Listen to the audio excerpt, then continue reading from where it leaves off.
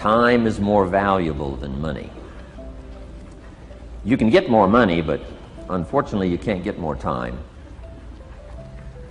If somebody asks you to spend your money, that's pretty easy, right? We live in America. We're wealthy. So the money's not the problem. But what if somebody asks you to spend a day? Right? You got to think that over carefully. And I know you did. I wouldn't waste one of my days, not for anybody, not for anything. Once I understood how valuable they were, I don't waste any. But to make an investment like today of your money and your time, I appreciate that. Today's going to be costly for me. It's going to cost me one of my days to be here, right? And some money, of course. But, you know, I don't need the money. I take the money, but I don't need the money. But guess what I do need? The time. So I'm here not to just joke with you. I'm here not to just tell some funny stories and give a performance and walk away. I'm here to give you some value, and I want to make it worth your time. I'm going to invest a day. You're going to invest a day. Let's get the most out of it and see what we can walk away with today. Anyway, for you that have not seen me before, just very briefly, let me just tell you my story. I grew up in Idaho, farm country, southwest corner of Idaho. In fact, my father still lives on the old homestead where I grew up. He'll be 89 his next birthday. He still hasn't retired. I'm proud of my dad. He's never been ill. He's really something. I'm trying to get him to retire this year, 88. I'm telling my father, what a good year to retire when you're 88. And he says, hey, talk to me in 10 years, right? I might be ready. But anyway, I went to high school. I graduated. I went to college 1 year. Halfway through my second year of college, I decided I was smart enough, so I quit. One of my major mistakes. I should have stayed in school. But I thought, heck, you know, I'm smart enough to get a job. That's what life's all about, right? Get a job, pay your bills, work hard, stay out of trouble, keep your fingers crossed, hope for the best. And I figured I was at least prepared to do that. So I quit college and went to work. A little while later, got married, got my little family going, and I'm out there doing what I thought was the best I could. But about age 25, I'm starting to struggle. I've purchased a little more than I can conveniently pay for on time. And the creditors are starting to call saying, hey, you told us the check was in the mail. What's the deal? And I'm getting embarrassed by that. I'm also embarrassed, big mouth me, with all the fancy promises I made to get married. I'm way behind on those promises. And I'm getting discouraged, wondering what to do. And I thought, well, maybe I should go back to school. Right? 1 year of college, pretty short on an application. But, you know, tough to go back to school, right? Especially when you got your family going. Time to stay is when you're there. So I discounted that. I thought, well, if I, you know, had my own business, that would be the way to go. But, you know, I'm short on money. Too much month at the end of the money. If you've ever been there, that's where I was, age 25. So I had to discount that, and I'm discouraged, wondering, where do I go from here? And then the miracle happened for me. Good fortune came my way. And who can explain good fortune? I don't know. Remarkable things that happen to you at a particular time. Sometimes it's just unexplainable how those things happen. One of my friends says, well, hey, things don't just happen. Things happen just. Another good note for your notes. Things don't just happen. Things happen just. And maybe that's it. I don't know. I'm an amateur on life, I guess, like most of us are, trying to figure it out, how to make it valuable. But I was ready. And my good fortune was, at age 25, I met a very wealthy man. His name was Mr. Schoaf, Mr. Earl Schoaf. A friend of mine had gone to work for him, and he started telling me about this man. He said, you got to meet this man I've gone to work for. He's wealthy, but he's easy to talk to. And he's got a unique philosophy of life. And the more he kept talking about this man, I thought, well, I've got to meet this man. So sure enough, shortly after that, I had a chance to meet this remarkable wealthy man, and I was impressed. He was wealthy. Sure enough, he was easy to talk to. I was so intrigued, within a few minutes, I said to myself, if I could be like him, farm boy from Idaho, if I could be like him, I'd give anything. And then I thought, if I could just get around somebody like him, and if he would teach me what to do, I would be willing to learn. I'm coachable. And that was my good fortune. A few months later, this wealthy man that I met, Mr. Schoaf, took a liking to me, hired me, gave me a job. I went to work for him. And I spent the next 5 years in his employ. And then, unfortunately, he died at the end of that period at age 49. His last 5 years, but the first 5 years of my new life, I got to spend with this remarkable man, and my dream came true. He coached me. He taught me. He taught me the books to read. He taught me the disciplines. He taught me the changes to make in my language and personality. And the things he shared with me during that 5 years literally changed my life, turned my life around, changed my income, changed my bank account, changed my future, changed everything. I've never been the same since that unique experience. And I wish he was still alive today, Mr. Schoaf. I'm sure if he was alive today, especially after this seminar, Idaho Farm Boy makes it to Dallas-Fort Worth, full house, standing room only. Pretty awesome. I'm sure if he was alive, I'd be calling him today saying, "You won't believe what's happening to me. I've had a chance now to share with other people what you shared with me." But anyway, how I got here. 30 plus years ago, I was living in Beverly Hills, California. And one day a friend of mine, businessman friend, said, "Jim, I'd like to have you come and share your story with my service club that I belong to, the Rotary Club." He said, "I know your story, Idaho Farm Boy makes it to Beverly Hills." But he said, "I think my club members would love to hear your story." He said, "If I arranged one of our breakfast meetings, would you come tell your story? Just share a few thoughts." I said, "Okay."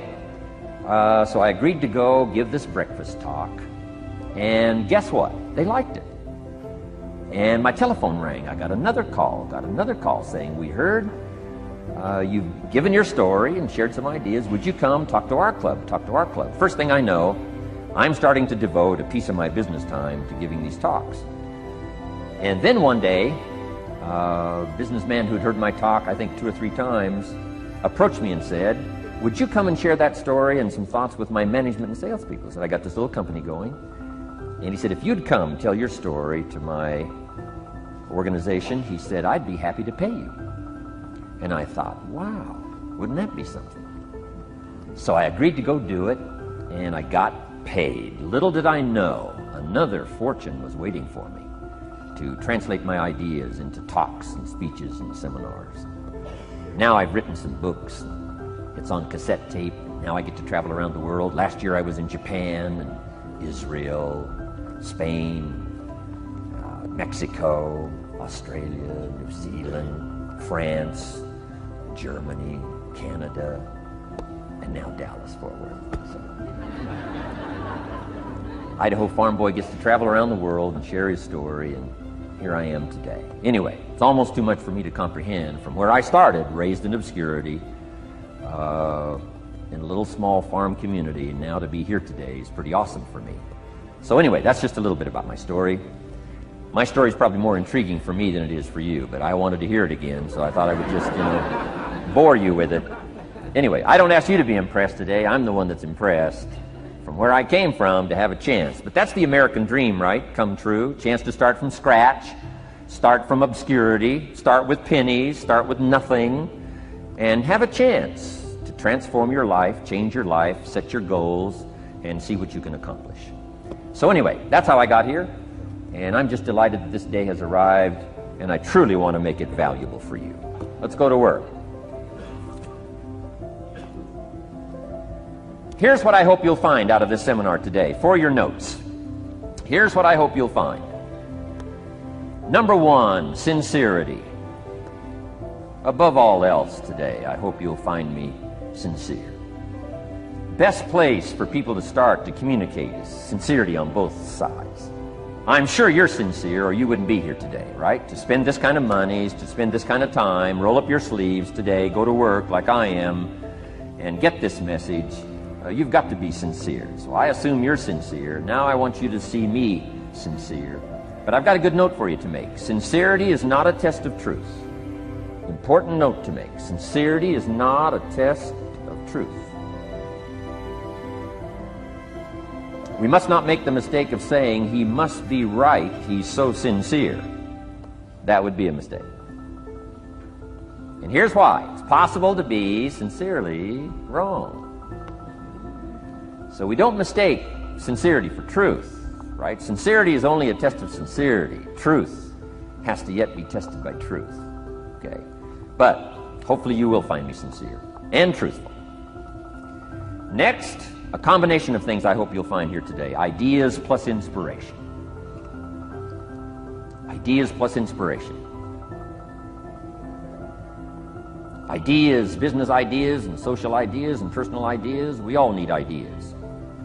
Right? How to have a good day ideas, how to have a good year ideas, how to have your best year ever ideas, good health ideas, personal relationship ideas, how to deal with your family ideas, sales management ideas, financial freedom for the future ideas. We all need good ideas. So today, I hope you gather up by notes and by what you can remember a lot of ideas. I want to share as many with you as I possibly can in the time constraints we have.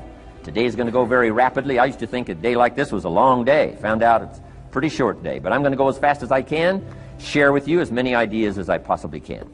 And here's why. Ideas can be life-changing. Ideas can be life-changing. And sometimes all you need is just one more in a series of good ideas. It's like dialing the numbers into the lock. Right? You got 5 or 6 numbers dialed into the lock. The lock still won't come open, but you don't need 5 or 6 more numbers. Maybe you just need one more, and maybe a seminar like this could do it. A sermon could do it. The lyrics from a song could do it. The dialogue from a movie could do it. Conversation with a friend might do it. That one last piece you need, number. Dial it into the lock, that's it. The lock comes open, there's the door for you to walk through. And maybe this seminar today could furnish that for you. One more idea. I know you've come with a lot already. Sometimes we get the impression, I used to have that I only had this much going for me and I needed this much. Usually not true. And I'm sure not true of this audience, where I find you today, as well dressed as you look today. You know, as fine as you are sitting here today, it isn't that, you know, you've got this much going for you and you need this much.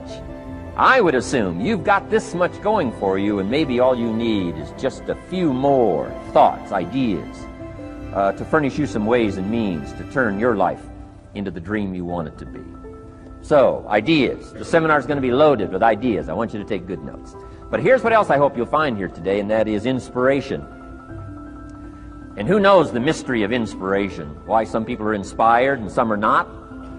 You were inspired to get here. Some were not. Who knows the mystery of that? I don't know.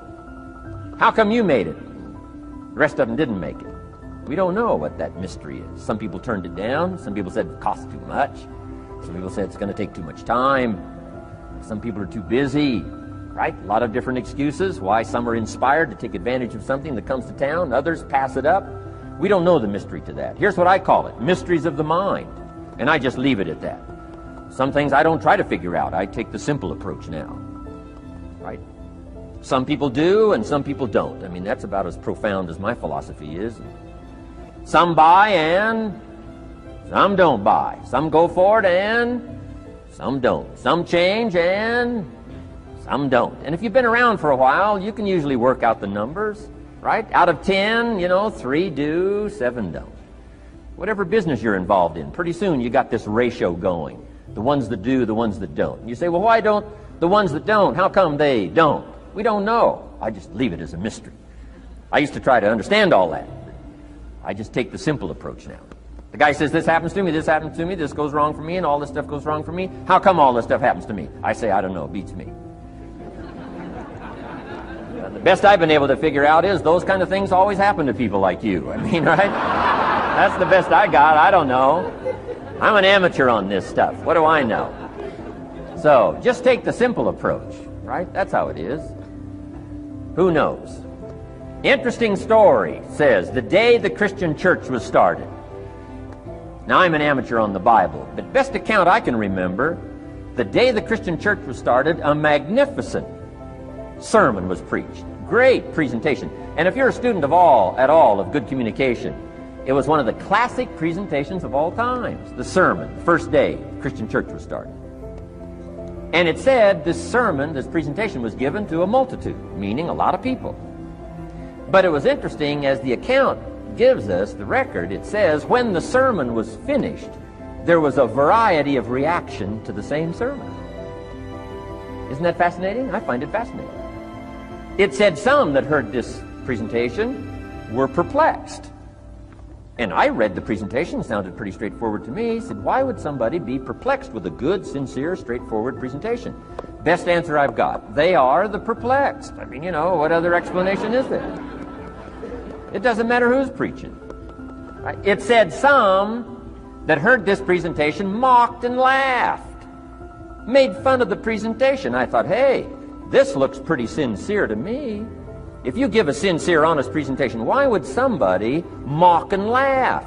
Easy explanation. They are the mockers and the laughers. What else would you expect them to do? Right? I used to try to straighten all that out. Say, well, they shouldn't do that. I don't do that anymore. I've got peace of mind now. I can sleep like a baby, not try to straighten all this stuff out. I used to be so naive. I used to say, well, liars shouldn't lie. See, how naive can you be? Of course they're supposed to lie. That's why we call them liars. They lie. They lie. So I don't straighten this stuff out anymore. Anyway, it said some that heard this magnificent presentation didn't know what was going on. And they're usually easy to spot. They're usually saying, what's going on, right? I mean, they don't know what's going on. But interesting, right? A variety of reaction to the same sincere, honest presentation. Now, it also says, in wrapping it up, some that heard the presentation believed. And I think that's who the speaker was looking for, the believers. Interesting. Now, it said the number of believers was about 3,000. So, pretty good first day. 3,000. I've had some first days, but I never had 3,000. But anyway, 3,000 were believers. And that's, the speaker was looking for the believers out of this multitude. And that's about as close as we can come to understanding the mystery. Some believe, and some mock, and some laugh, and some are perplexed, and some don't know what's going on. And you just have to leave it that way. Why? Because that's the way it's going to be. The way to be brilliant is to find out how it's going to be and then say, here's how it should be. I mean, that's how you become brilliant. So, anyway, who knows the mystery? I call it mysteries of the mind. We don't understand. But I don't try to change it anymore. On this particular story, as far as we know, they didn't have classes after the presentation to try to de-perplex the perplexed. I mean, as far as we know, they left them perplexed. They left the mockers mocking. They let the laughers laugh. I mean, they didn't come back and try to straighten all this out. You say, well, how can you build a church? Well, make another presentation, and you'll get some believers and some mockers and some laughers and some who don't know what's going on. So that's about the best we can do. So, but I'm glad I've got the believers here today. You believed enough to shell out your cash and part with your time and some of your effort and energy, and I appreciate that. So, hopefully you'll find some inspiration here today. All right? To get the most out of today, a couple more notes. Number one, be thankful. That's a good way to capture the most of a day like this. Be thankful for what you already have. That shouldn't be any problem in America, being thankful. Everything we need is available in America. Everybody wants to come here, right? The last time I was here, that little presentation I gave, everybody wants to come here, America. People haven't plotted and schemed the last 40 years saying if I could just skip to Poland, everything would be okay. No, everybody wants to come to America. Why? Everything's available here. All the books you need, all the sermons you need, all the churches you need, all the schools you need, all the instruction you need, all the inspiration you need, all the capital you need, all the markets you need, all the challenge you need, all the information you need, all the seminars you need. Everything's available here. This is America. So number one, let's be thankful for what we already have. Thanksgiving does this. Opens up the doors, opens up the windows, opens up the channels. Thanksgiving for what you already have. I did a seminar one weekend up at the ranch, up at Clear Lake. Got a lodge up there. Nice setting, high valley, high serenity ranch. For the weekend, Friday evening, Saturday, Sunday. People drove in from around California. I got there late Friday afternoon. Everybody had pretty well already gotten there. I couldn't believe the parking lot. Continentals and Eldorados and Mercedes and Cadillacs, and unbelievable. Ferrari, one Rolls Royce, unbelievable. I walked in, good-looking crowd about like this, sitting there ready for the weekend seminar. My opening remarks were, ladies and gentlemen, I think the rest of the world would find it strange that we have all come here this weekend to try to figure out how to do better, right? I think the rest of the world would say, I don't understand. Guy in his Rolls Royce saying, I got to get to the seminar, find out how to get another one of these Rolls Royces. Unbelievable. Anyway, let's be thankful. Here's what locks up the doors and the channels to receive more: cynicism. That locks you away. That prevents you from learning more. Being a cynic about the past and the future, a cynic about the marketplace, cynical about the people, cynical about the institutions, cynical about the setup, cynical about yourself, cynical about your chances. See, that locks away all the chance for stuff to flow your way. So, good advice, I think, today. Start off, be thankful. Here's number 2, listen well. That's going to be a challenge today. I understand that.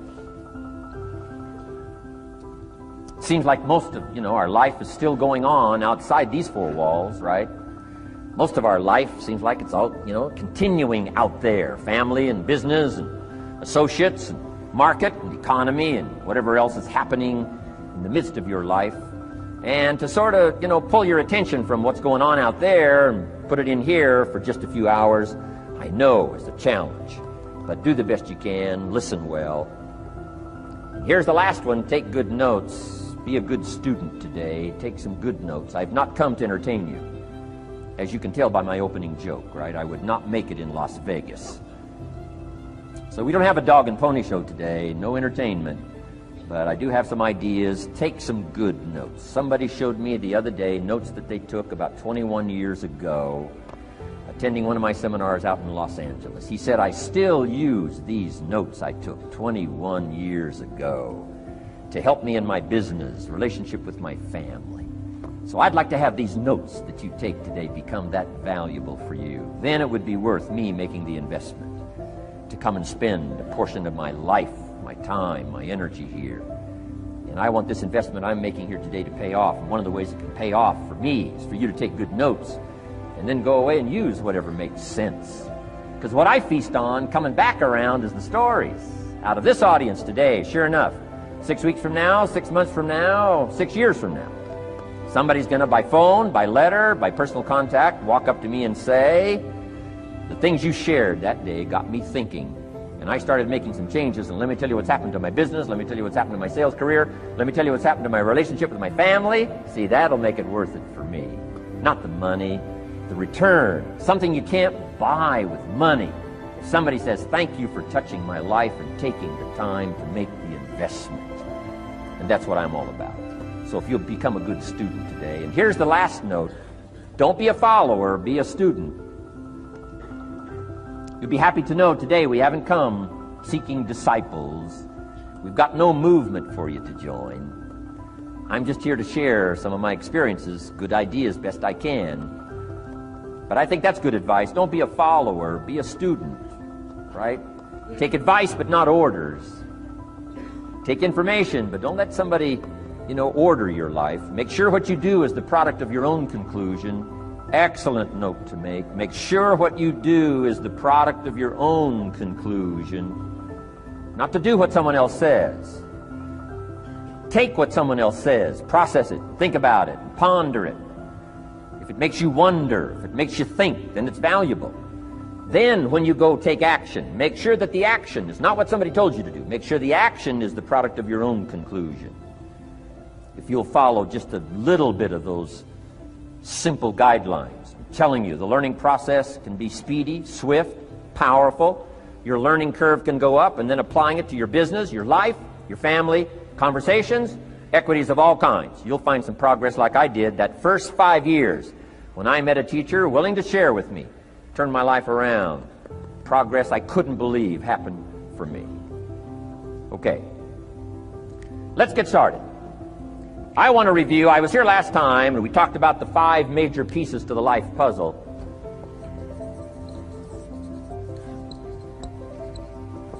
And I just want to review those because it lays such a good foundation for all the rest that I want to share with you today. We got a lot of subjects to cover, so we're going to go rather swiftly, okay? Put on your mental track shoes here and run with me today, because I'm going to deal mostly in concepts. Expect you to, fill in a lot of the details, because I've got a lot to share. I want to get through it all. But let's lay this foundation again of the 5 major pieces. Happens to be the title of my latest book.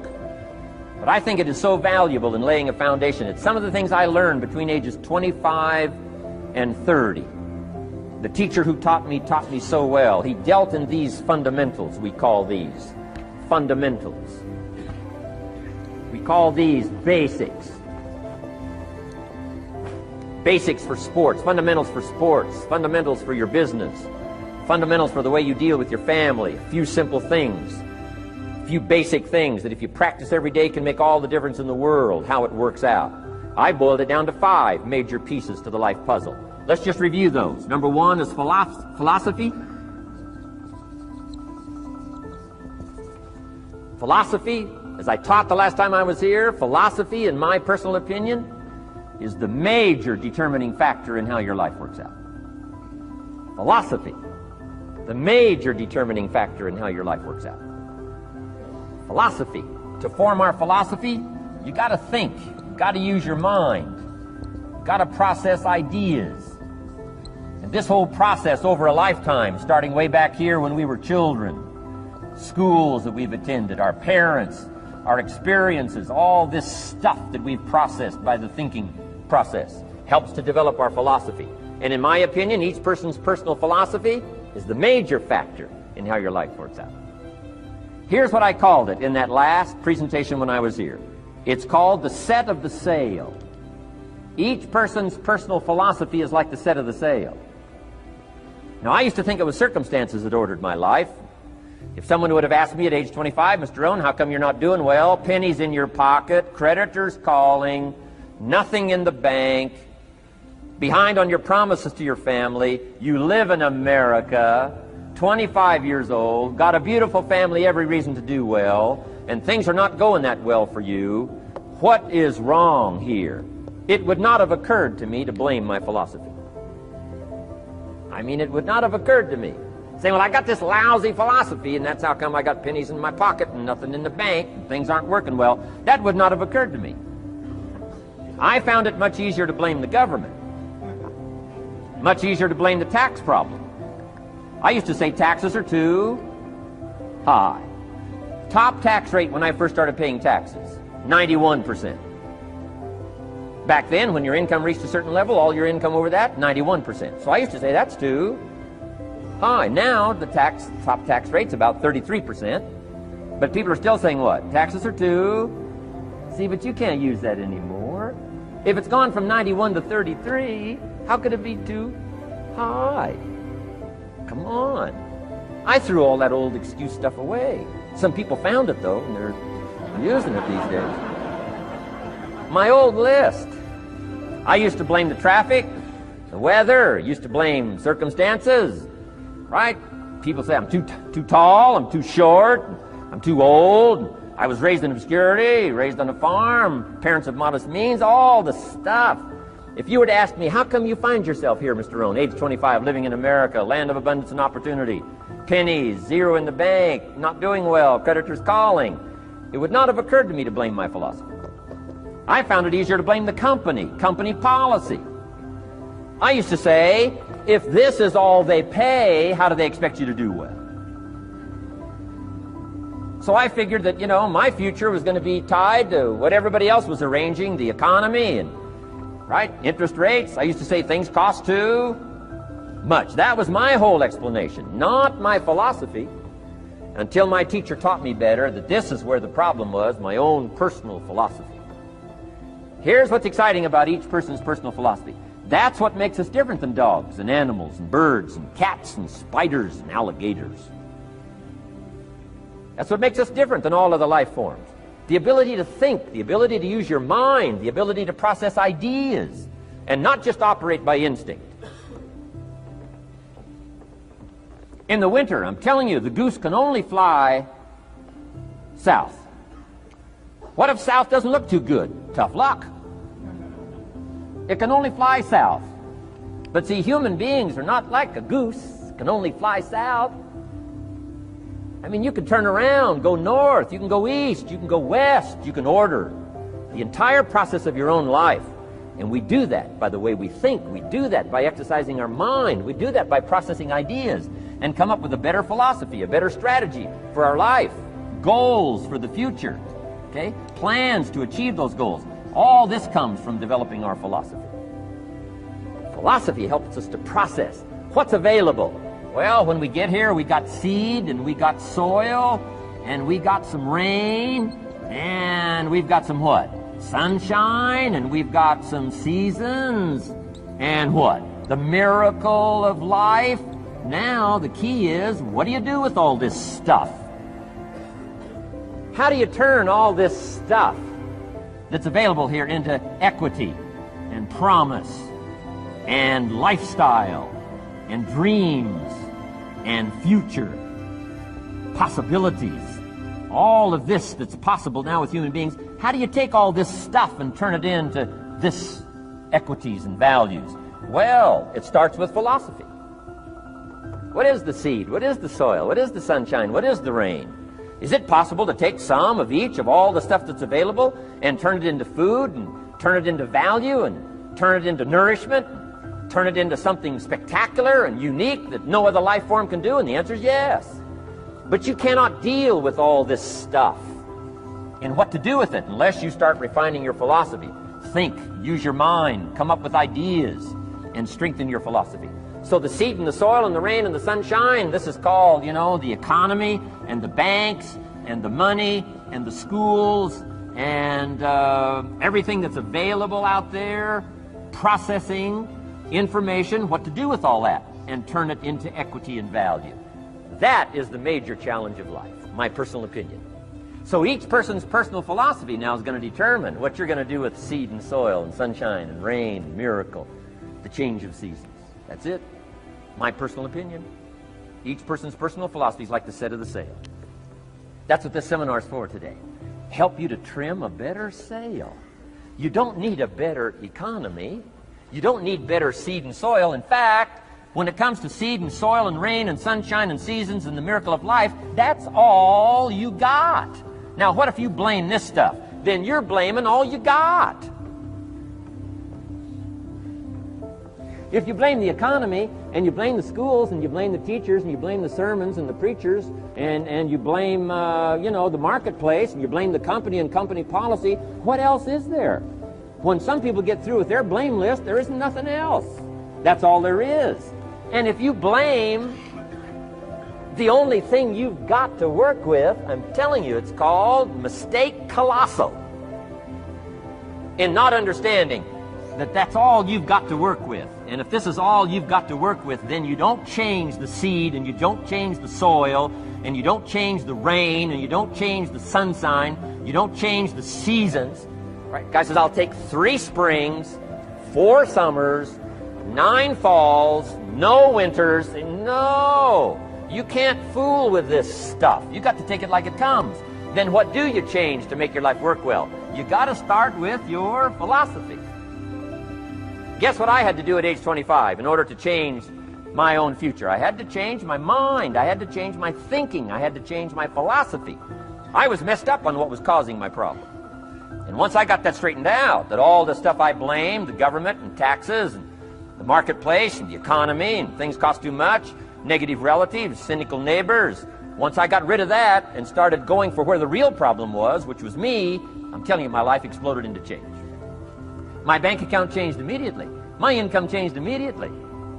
My whole life took on a whole new look and color immediately. And the early results I got from making these philosophical changes tasted so good, I've never stopped the process from that day until this. And I'm telling you, with a little consideration of the refinement of your sail, by setting a better sail, refining your philosophy, your whole life can start to change from today on. You don't have to wait till tomorrow.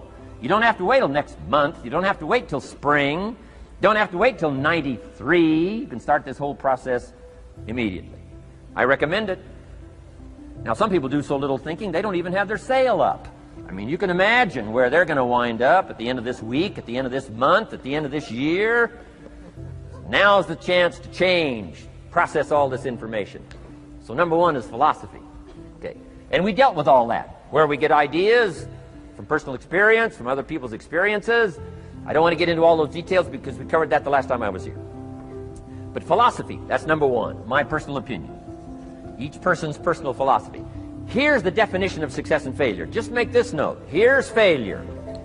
A few errors in judgment, repeated every day. Now you can automatically assume, Mr. Owen, I say, I can understand that. A few errors in judgment repeated every day. For 6 years?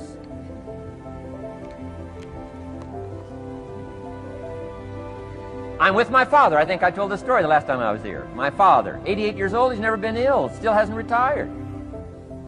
Not long ago, midnight, we're getting ready to go to bed. We've drilled a new well, got some extra water, got some more acres going, he's all excited.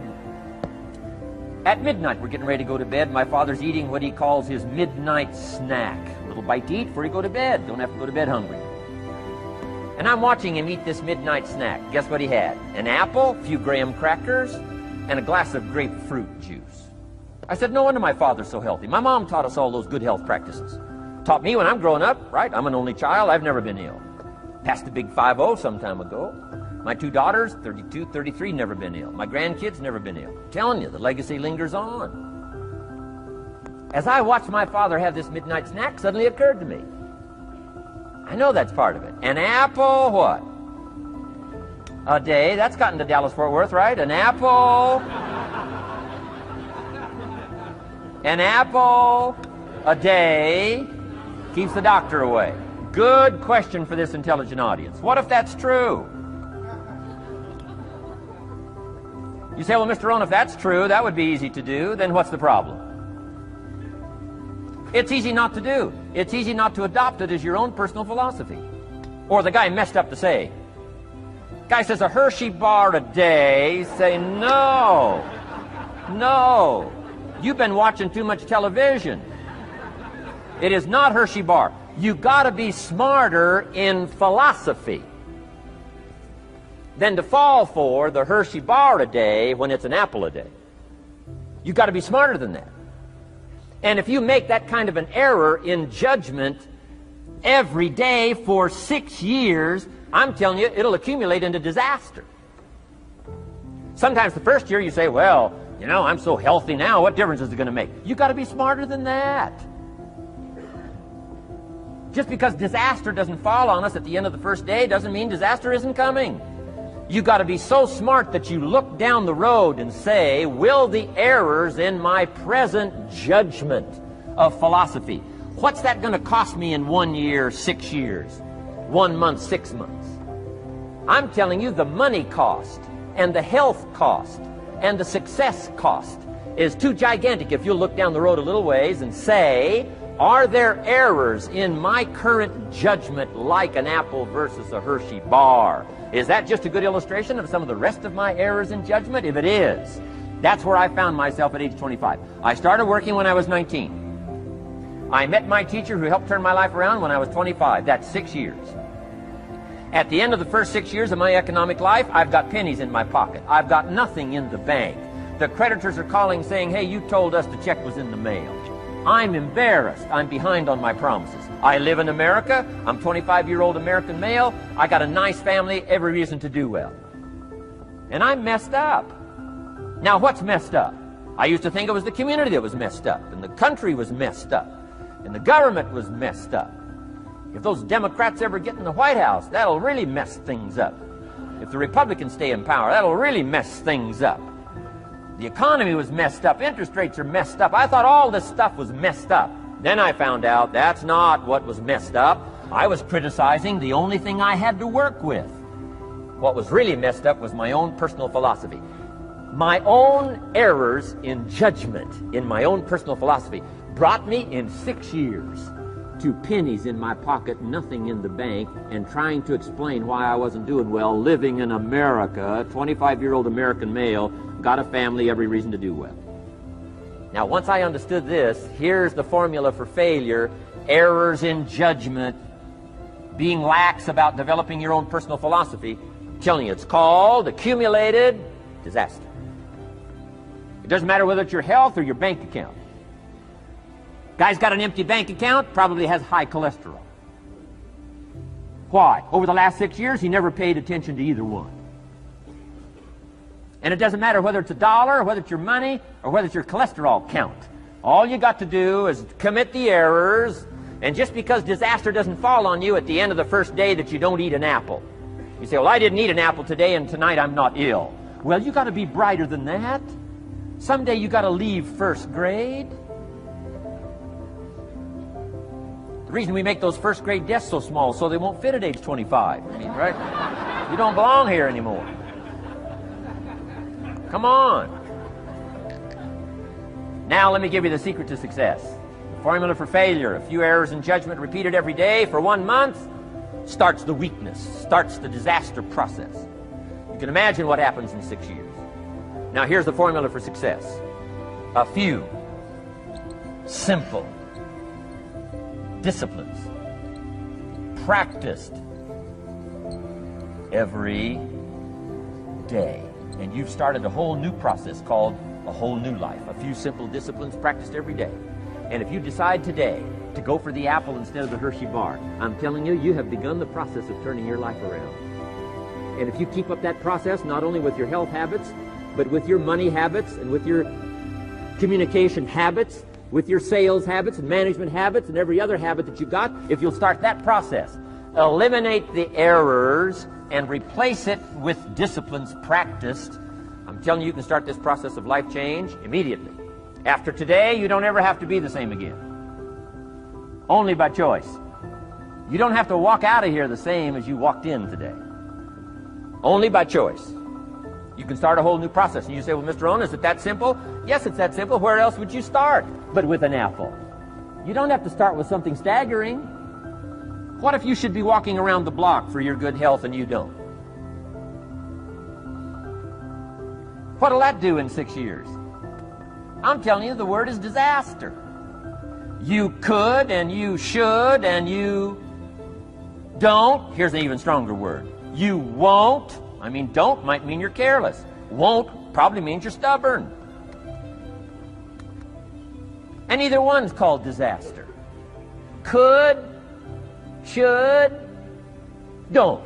I'm telling you, that's why at the end of 6 years, I found myself with pennies in my pocket, nothing in the bank, creditors calling. Could, should, won't. Could, should, don't is called disaster. Now, how do you change all that? The next 6 years, I got rich. The next 6 years, I became a millionaire. By the time I'm 31, I'm a millionaire. How about that? You say, well, Mr. Rohn, what happened? Well, strangely enough, during that second 6 years of my economic life, the government was about the same. I'm telling you, taxes were about the same. My negative relatives were the same. I'm telling you, the economy was about the same, and prices were about the same, and everything else was about the same. Circumstances were about the same. Then how come I got rich? How come I totally changed my life? I was not the same. Somebody says, well, what did you go to work on to do all that? I started with my philosophy. I started amending my errors by doing some better thinking, changing my mind, coming up with ideas that I didn't have before I met my teacher. And once that whole process started for me, I'm telling you, I changed my whole life. Within a 6-year period, I was never the same. And I've kept up that process all these years. One of the reasons why I'm here is to continue my craft. I don't want the day to come someday somebody says, you should have heard Jim Rohn 10 years ago when he was really terrific. Guess what I want people to say? I heard him 10 years ago, but you should hear him now. I'm telling you, the man works on his craft. I'm telling you, the man's done some extra reading. I'm telling you, the man doesn't miss a trick. I'm telling you, he's worked hard on himself. That's why he's able to deliver like he does. The same thing can happen for you as a teenager. It can happen to you as a mother, as a father, as a business person, as a salesperson, running a business. Doesn't matter. Management, wherever you find yourself. This is the process called personal change. And what I say to start with is, start with your own philosophy. Your philosophy is going to determine whether or not you go for the disciplines or continue the errors that's called potential disaster.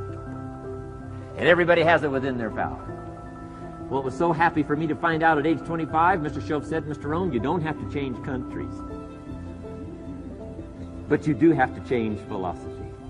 And if you'll change philosophy, not country, you can turn around your income, you can turn around your bank account, you can turn around your skills, you can become capable, powerful, sophisticated, healthy, influential, all the other equities that you could possibly want out of your life, using the only stuff there is and not trying to change any of this stuff.